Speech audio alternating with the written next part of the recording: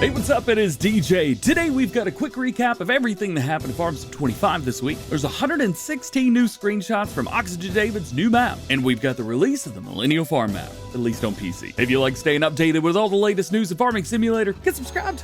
Let's go. Starting off with our mods in testing. Today we got 48 mods on the list, and they're all in PC testing or stage 1. Some notable mods on the list include Arkansas of America. Is that a map? That's not how you say that. Enhanced mixer wagons and forge contracts. Also in PC testing, we have the interior of MS Brazil, John Deere 7810, Lizard Agricultural Machinery, and the modern 2-car garage. And rounding out PC testing, we have the Modal NO31 Ilm Old Disused Red Brick Factory, Rancho Fundo, Thematic Photo Call, Variable Pickup Width, and Zader Pack. I know what some of those things are. With all that being said, we still have 319 mods sitting waiting to be tested. That's insane. And the current average waiting time for newly submitted mods is about 15 workdays. That is 3 weeks. It's Friday, and today we have our second set of fact sheets for Farming Simulator 25. Included are 4 machines and 3 pieces of equipment. We got the John Deere 3650 and Great Plains Solid Stand 1500, Case H AF11 and the 4418N, AgriFact Condor Endurance 2, and the MacDon M12040 and the D140XL. I've already got a full video on YouTube showcasing all of the equipment, and I even went over some information that you may not know about them, so check that out if you haven't seen it already. If you're looking for more information on these fact sheets or the previous week's fact sheets, you can find them all in a single blog on the Farming Simulator website, which will be updated every Friday until the game launches. Not all machines will be announced through the fact sheets though, which is why I'll also be showcasing all the other equipment as they're announced on the website. So stay tuned for that. If you haven't pre-ordered FS25 yet, you can check the link in the description for the base game as well as the Year 1 bundle. We're getting close, only 9 more weeks to go. Earlier this week, new information was released on water buffalo at Farm Sim 25. Water buffalo are a very popular animal in Southeast Asia to have on your farm, which is one of the reasons they were such a popular choice to have in Farm Sim 25, because for the first time, we're going to have an Asian map as part of the base game. We've also learned that grazing is coming to Farm Sim 25, as Giants mentioned that our fields of grass will be cut by grazing livestock, not just water buffaloes. So expect other animals that regularly eat grass to be able to graze. However, it is important to know that we don't have any further information on grazing at this time, nor do we know exactly how it's going to work. Water buffalo also produce milk, which can be used in dairy products. Their milk is referred to as buffalo milk, so sounds like it'll be a separate fill type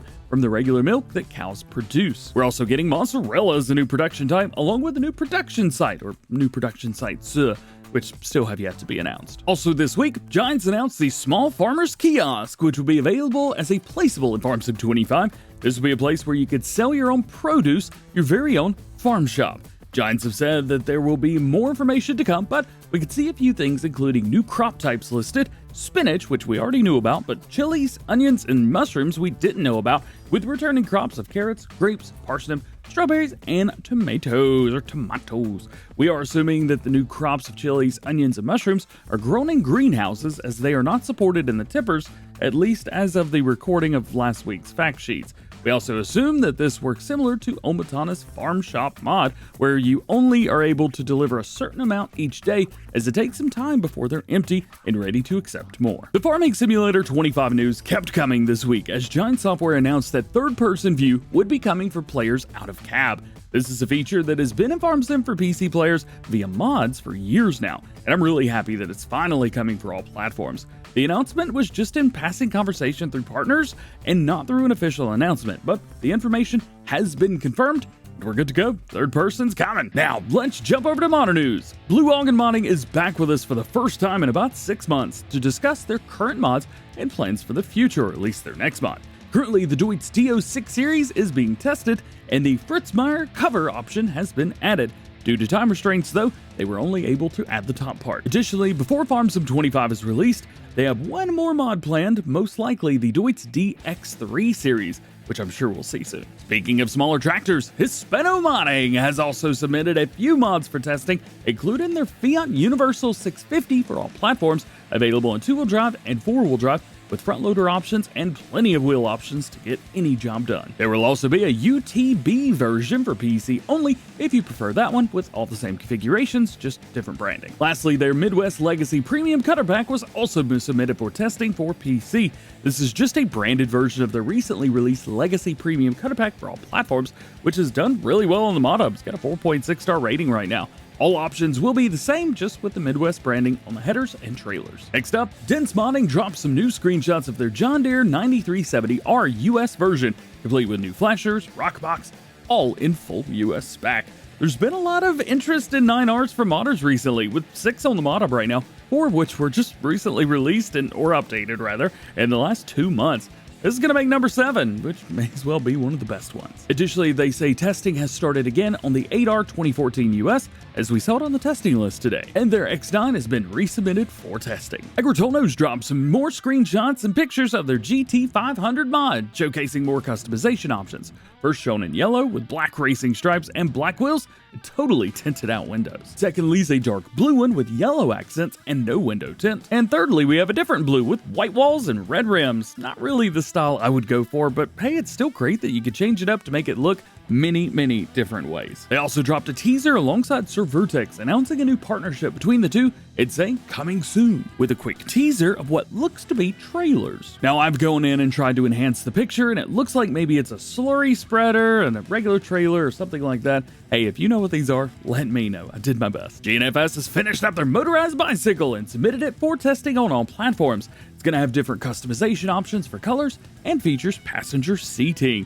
You can also do wheelies apparently, so that's pretty cool. It's still going to be a little while before it's in testing, but just wanted to keep you updated. Custom Modding's got their Case Age 2160 Early Riser Planter in the field for the first time, with some of their other mods being shown off around the background, including the Case Age Tiger 715 Quad Track, custom slurry tanker, the Valmetal Max Track slurry tank, and a few semi-trucks. I don't actually know what is news about this, but looks cool, right? There's also a few other images of it in the field and being transported, and they also say lots of options. Custom Modding are still doing some internal testing, so it's not ready to go just yet. Next up, Rooster Mods has an update on their John Deere Forge Wagon that we first talked about back in June. This is currently their next big release, and they're still looking for people with one of them in real life, so the John Deere 714A or 716A to hit them up. They're wanting to chat about the wagons and get as much information and references and resources as they can, so that once the mod is in game, it's as good as it can be. Jumping over to map news, boy oh boy, today's a big one. OxygenDavid has released a massive amount of information on their upcoming Witcombe Park farm for Farming Simulator 25.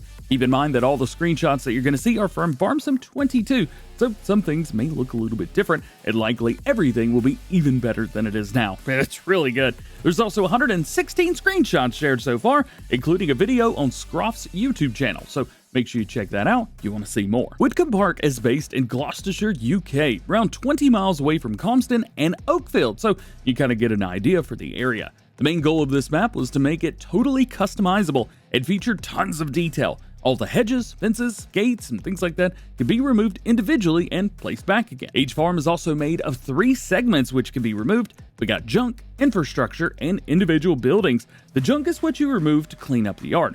The infrastructures, things like telephone poles, farm floors, things like that, and individual buildings is exactly what it sounds like. You can remove each building individually. Oxy is also planning to release 30 UK placeables separately from the map, with things like fences, gates, hedges, and farm buildings, so that you can customize the map as much as you want. He's also adding a skybox mode, I've never seen this before, which replaces the sky with 4 different options. We have dawn, day, dusk, and raining. These all change the time of day, so you can take some awesome screenshots no matter what time it is. How cool is that? And lastly, he wanted to add a drivable steam train so you could drive it around the English countryside from inside the cabin, with passenger carriages on the back. There's a lot more planned for this as far as features go, but you can check out on OxygenDavid's Facebook page. The map has been in development for almost 2 years now, and it's still a work in progress. The planned release is sometime next year, and it will be for Farm Sim 25 only. Plan is also to get it onto all platforms, which is great news, but keep in mind that most of Oxy's maps release for PC first, then they come to consoles a month or 2 later once everything has been worked out. Next up, let's talk about South Sask Modding, who we really haven't talked about in over a year since the release of Edgewater, Saskatchewan, and that's where we're going to start today. South has said that Edgewater will not be coming to Farm Sim 25, wishing to keep its legacy in 22. However, they've got something new for Farm Sim 25. It's a big project that they've been working on in the background. They'd say it's going to be their best map yet. It's built around a real location with an accurate town area, with the rest of the map being redesigned so that it's not just a bunch of square fields and it's not boring. These screenshots have been teasers of a few things that we can expect to see. My guess is they both have something to do with handling grain transfer, something like that.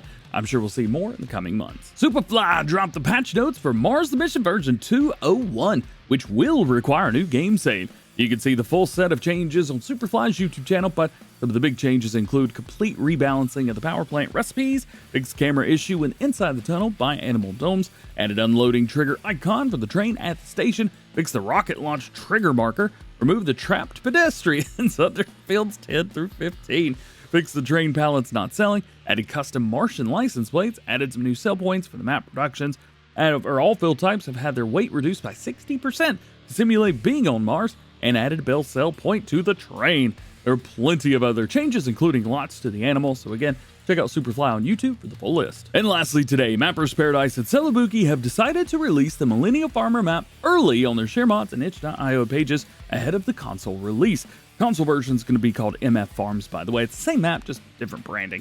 You can also check out my map preview if you haven't seen that already, so that you know exactly what to expect once the map is out. Or if you're on PC, just go give it a download. And if you're looking for more, well, that's all I got for you today. Just like every episode of Farm Sim News, links to everything we talked about can be found in the description, and you can check out the entire video in the form of a news article on farmsimnews.com, thanks to Kiosk Modding. You rock, bro. There are no release dates for mods, so no one knows when any mod's going to be released, and if you like this video, hey, check out the Farm Sim News playlist for all the latest news and top stories going on in the world of Farming Simulator. And that is it. It was a long video today, but I hope you enjoyed it anyway. If you did, drop a like, get subscribed if you're new, and join the DjGoHam fam. Hope you had a great week this week. I hope you have an awesome weekend. We will see you later.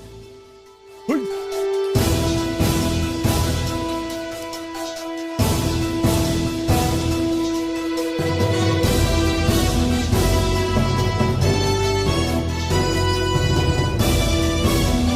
Yeah, I don't know what bet I lost, but was that was so embarrassing.